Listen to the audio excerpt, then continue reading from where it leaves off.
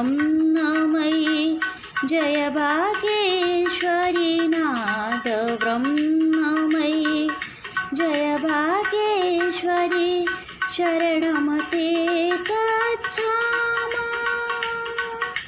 जय जय हे भगवती सुर भारती तव चरणं प्रणमामः।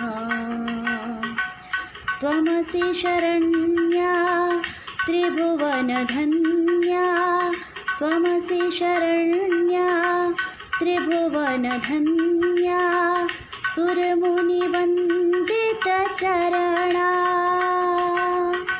नवरसमधुरा कविता मुखरा नवरसमधुरा कविता मुखरा स्मृतिरुचिरुचिराभरणा।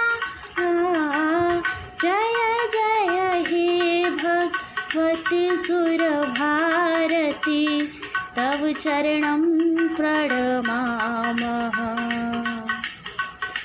आसीना भव मानसहंसे आसीना भव मानसहंसे कुन्दतुहिन शशिधवले हर जड़तां करो बुद्धिविकासं सिद्धपङ्कजतनु विमले। जय जय हे भगवती सुरभारती तव चरणं प्रणमामः तव चरणं प्रणमामः। Good morning students. प्रस्तुत है आज का सुविचार यानी thought of the day. A good laugh and a long sleep are two best cures for anything. अच्छी हंसी और लंबी नींद किसी भी मर्ज के लिए दो उत्तम इलाज हैं।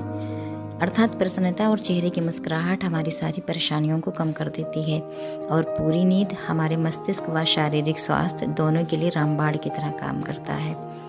इन दोनों गुणों से परिपूर्ण व्यक्ति अपने जीवन में आने वाली हर विषम परिस्थिति का सामना हंसते हुए कर सकता है। अतः बच्चों, हमें अपने जीवन में हमेशा हंसता व मुस्कुराता रहना चाहिए और जल्दी सोना व उठना भी चाहिए, क्योंकि जल्दी सोना व जल्दी उठना स्वास्थ्य के लिए बहुत ही लाभदायक होता है। Thank you. गुड मॉर्निंग बच्चों। आज का हमारा शब्द है एक्शन।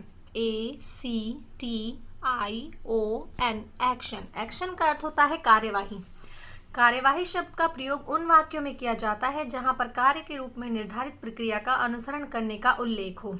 इसे हम संक्षेप में कह सकते हैं कि कार्यवाही पूर्व निर्धारित प्रक्रिया है। जैसे आपातकाल लग जाने के कारण लोकसभा की कार्यवाही को स्थगित कर दिया गया। Good morning. टुडेज पजल, आज की पहेली। मंदिर में इसे शीश नवाएं मगर राह में ठुकराएं। दोबारा से सुनिए। मंदिर में जिसको शीश नवाएं मगर राह में ठुकराएं। उत्तर है पत्थर। मंदिर में हम पत्थर से बनी भगवान की मूर्ति के आगे सिर झुकाते हैं, लेकिन उसी पत्थर को सड़क पर मिलने पर ठुकरा देते हैं। धन्यवाद। सवेरे का नमस्कार। आज का इतिहास कहता है सन 1945 में आज ही संयुक्त राष्ट्र शैक्षिक, वैज्ञानिक और सांस्कृतिक संगठन यानी यूनेस्को के गठन का फैसला हुआ और आज ही के दिन सन 1857 में वीरांगना उदा देवी का निधन हुआ।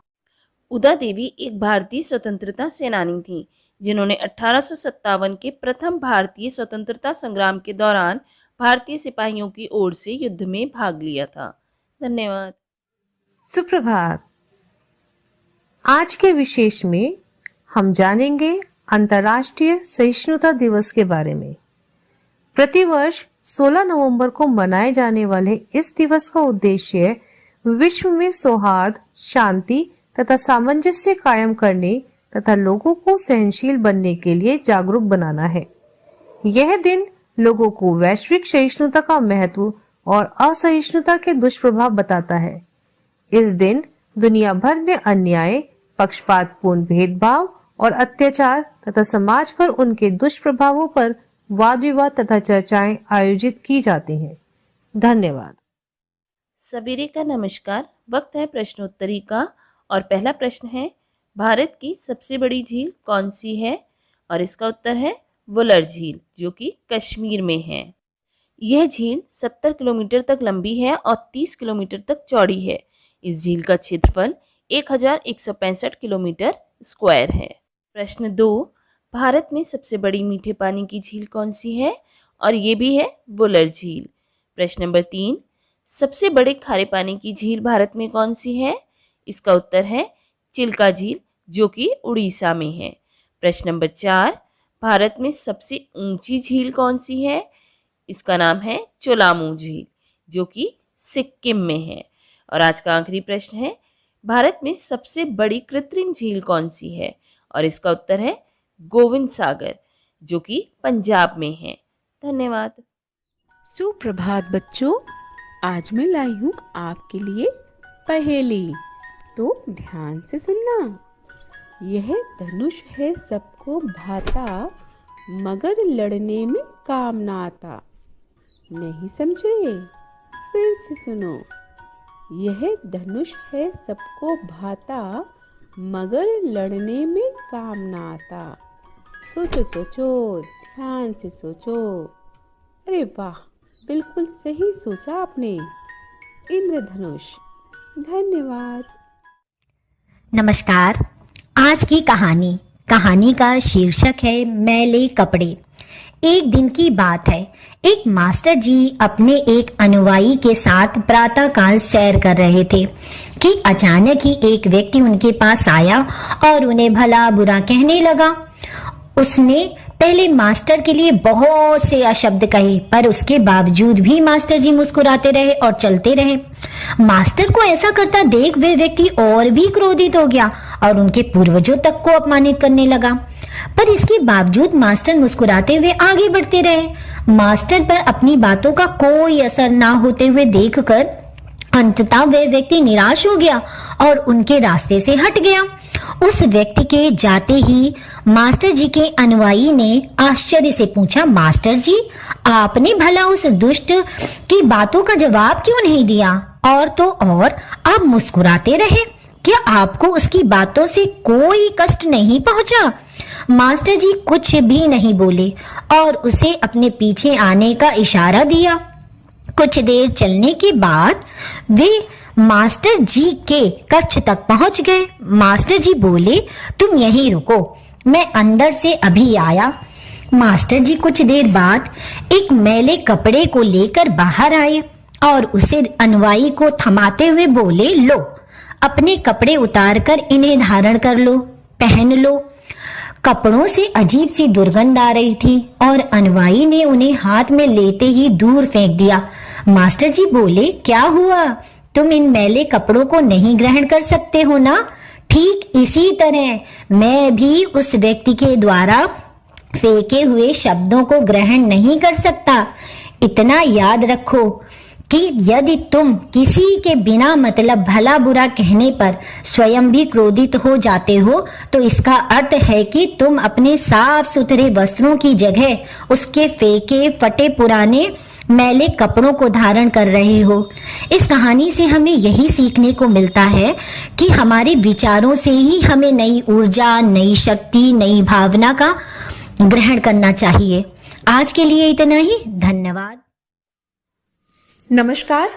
आज के जन जागरूकता विषय में हम जानेंगे सहिष्णुता के बारे में। सहिष्णुता का अर्थ है सहनशीलता। क्रोध और अहंकार जब बढ़ जाता है तब व्यक्ति यह भूल जाता है कि उसे कैसा व्यवहार करना चाहिए। इसलिए सहिष्णुता के विकास के लिए क्रोध, भय, अहंकार, राग, द्वेष आदि संवेगों पर नियंत्रण करना चाहिए। कोई व्यक्ति कब, कहां, कैसे और किन परिस्थितियों में कह रहा है, उसे उसी संदर्भ में समझने की कोशिश करनी चाहिए। समस्या सुलझाने के लिए एक साथ बैठना चाहिए। लोगों के बीच बातचीत के अभाव में संघर्ष बढ़ जाते हैं, इसलिए एक साथ बैठकर विचार विमर्श करना चाहिए।